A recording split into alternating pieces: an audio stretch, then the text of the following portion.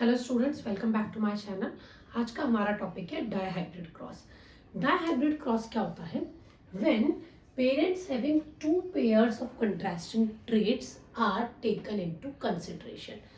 जब हम कोई ऐसे पेरेंट को चूज करेंगे जिसमें दो कंट्रास्टिंग कैरेक्टर्स हैं। कंट्रास्टिंग कैरेक्टर मतलब जिसके हम दो डिफरेंट कैरेक्टर, डोमिनेंट और रेसेसिव फॉर्म वाले कैरेक्टर्स को डिस्कस करने जा रहे हैं या स्टडी करेंगे, उस क्रॉस को बोलते हैं हम dihybrid cross. Monohybrid cross क्या होता है? जब हम केवल एक पेयर को कंसीडर करते हैं। ठीक है, इसमें हमने दो पेयर को कंसीडर किया है। सो मेंटल ने क्या किया? Again just like the mono hybrid cross, when he select the parent, he'll take one parent as pure dominant and the another one as pure recessive. Fine, so this is round and yellow, while this is wrinkled and green. Okay, so round is the dominant. This is about the seed shape and seed color. Okay, so dominant character was the shape of the seed is round and the color is yellow, while the recessive, the shape is wrinkled and the color is green. So this is what the parental combination. Now, very common mistake, जब भी मैं पूछती हूँ बच्चों से कि यहाँ पर गैमीट्स क्या बनेंगे, so the most common answer is R Y और either capital R, capital Y, small Y, any random answers I get, but all these are wrong. Gamete क्या होंगे? It is a dihybrid cross. मतलब हम एक बार में दो gametes की, दो कैरेक्टर की स्टडी कर रहे हैं। So the gametes will be capital R, capital Y, capital R, capital Y, while here it will be small r, small y, small r, small y. Fine. Now we'll do the cross. Then we'll get FN generation or the first filial generation. As I told you or explained you in the monohybrid cross कि इसको Chris cross method से कैसे cross solve करेंगे, and the F1 generation is always heterozygous dominant. So हमें यहाँ पे क्या मिलेगा? Capital R, small R, capital Y, small Y, and it will be round and yellow. So in F1 generation, all the plants will be round and yellow. Okay, one more thing. Now the question is how many plants we will get. There is a simple formula to find out that. That is 2 to the power n. What is n? N is the number of gametes or number of different gametes. Fine. Here number of different gametes is 1 and 2. So it will be 4. So their total number of offsprings will be 4. But all the 4 offsprings will have same genotype, so we didn't mention them separately. Okay? Now what we'll do? We'll do selfing. मतलब इसको इसी के साथ cross करेंगे। Capital R, small R, capital Y, small Y को हम same capital R, small R, capital Y, small Y के साथ ही क्रॉस करेंगे, जिसको हम बोलते हैं सेल्फिंग। ठीक है, सेल्फिंग करने से पहले again we have to mention gametes क्या होंगे। क्या होंगे गैमेट्स? बेटा मेंडल ने जब ये लॉज एक्सप्लेन किए थे तो, और जब ये क्रॉस एक्सप्लेन किए थे तो 3 लॉज भी दिए थे। According to a law which is law of independent assortment, क्या बोलता है वो लॉ? कि जितने भी जो गैमेट्स होते हैं ना, ये एक दूसरे से इंडिपेंडेंट होते हैं। मतलब ऐसा नहीं है कि क्योंकि पेरेंट में कैपिटल आर के साथ कैपिटल वाई था तो हर गैमेटिक कॉम्बिनेशन में कैपिटल आर के साथ कैपिटल वाई ही रहेगा. सो गैमेट कैसे बनेंगे? Capital R capital Y, but capital R will also form association with small y, then it will be small r capital Y and small r small y. So ये चार gamete किसके बने हैं? एक parent के. Same gamete बनेंगे दूसरे parent के. ठीक है. Now if will see that how many offsprings, total number of offspring कितने होंगे? Again we can do with the same formula. यहाँ पर कितने गैमेट बने हैं? डिफरेंट 4 गैमेट्स. So if we'll do this, we will get the answer as 16. ठीक है. तो यहाँ पे 16 गैमेटिक कॉम्बिनेशन बनेंगे. बिकॉज 16 गैमेटिक कॉम्बिनेशन बनेंगे, इट्स नॉट पॉसिबल कि हम इसको डाई हाइब्रिड क्रॉस को सिंपल क्रिस क्रॉस मेथड से सॉल्व करें. So now we have to make Punnett square here. So Punnett square बनाने के लिए हम इन सारे गैमेट्स को अगेन एक पुनेट स्क्वायर में लिखेंगे.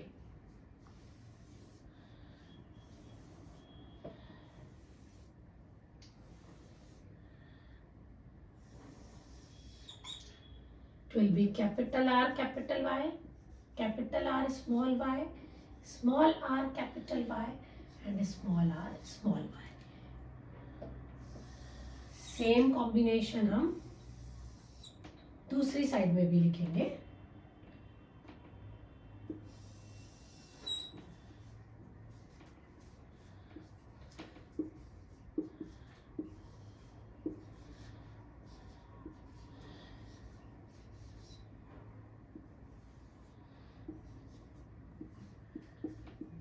सेम जैसे हमने मोनोहाइब्रिड क्रॉस में पुनेट स्क्वायर सॉल्व किया था, सेम उसी तरह से हम इसको यहाँ पर सॉल्व कर लेंगे.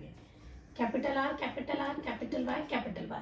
विल ऑलवेज मेक श्योर कि पहले हम डोमिनेंट जीन को रखें. ओके. जब हम इसको सॉल्व करेंगे, ठीक है, तो this is these all combination will get. आप इसको सॉल्व करके देखिए. अगर आप लोगों को कोई डाउट है तो please drop a message. I will explain you कि इसको कैसे करना है. ठीक है. सिंपली जो क्रॉस करना है वही लिखना है, but only one thing which we have to keep in our mind is कि हमेशा पहले डोमिनेंट जीन लिखेंगे और एक से रिलेटेड जीन को एक साथ लिखेंगे. मतलब instead of writing R Y will write R Y. ठीक है. अब क्या होगा? अब ये तो था इसका जीनोटाइपिक कॉम्बिनेशन. अब अगर हम ये देखें कि इसमें फिनोटाइप क्या रहेगा, fine. So will mention, will see कि इसका फिनोटाइप क्या होगा. जब कैपिटल आर कैपिटल वाई दोनों डोमिनेंट जीन आ गए, इसका मतलब ये कैसा होगा? ये होगा राउंड एंड येलो. क्यों होगा round and yellow? Because capital R is for round and capital Y is for yellow. और हमने ऑलरेडी पढ़ लिया है कि अगर एक भी डोमिनेंट जीन आएगा तो एक्सप्रेशन कैसा होगा? डोमिनेंट वाला.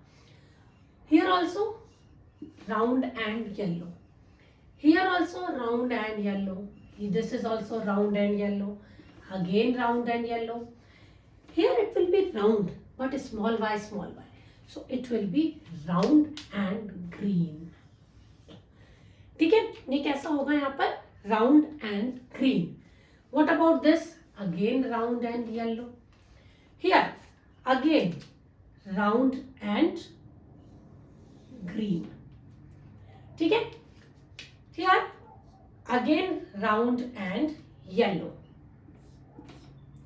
This will be again round and yellow.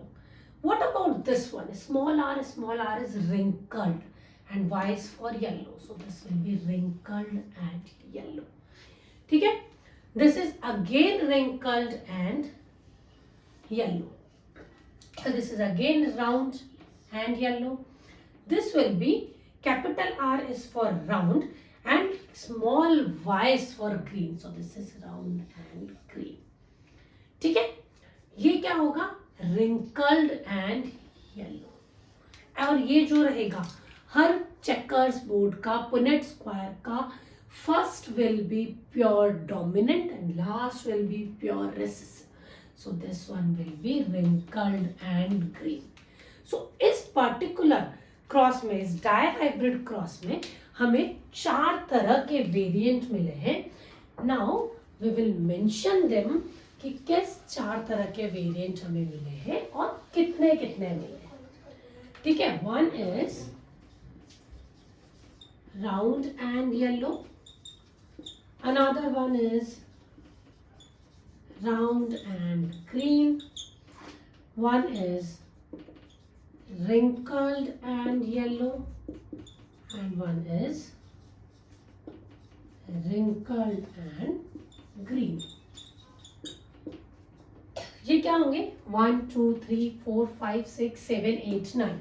So 9 is round and yellow, 3 is round and green, 3 is wrinkled and yellow, and only 1 will be wrinkled and green.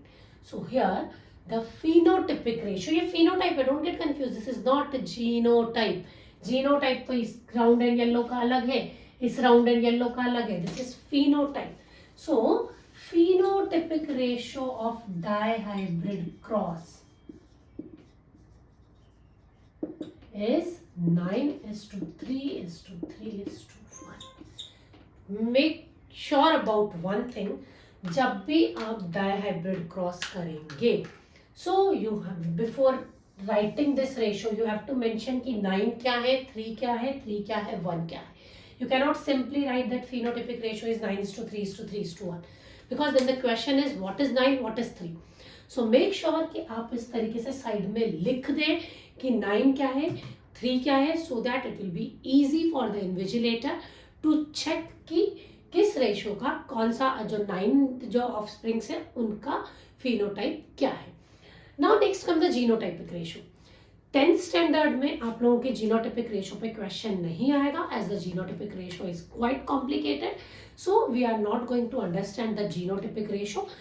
From this dihybrid cross the question will be only and only on your phenotypic ratio. ठीक है. इस question से related, इस cross से related किस तरह के question आपके आते हैं वो बहुत इंपॉर्टेंट है. The question can be if there is a cross between 2 offsprings और 2 parents and the result is total receive, और see I'll mention the question, we'll see. Okay, so there is a question related to this topic for you.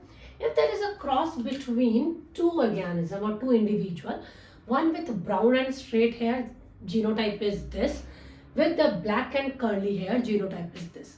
Total number of offsprings obtained is 960. Okay, so you have to find out the number of offsprings with black and straight hair. इसी type के question आप लोगों के exams में आएंगे. So write down the answer in the comment box.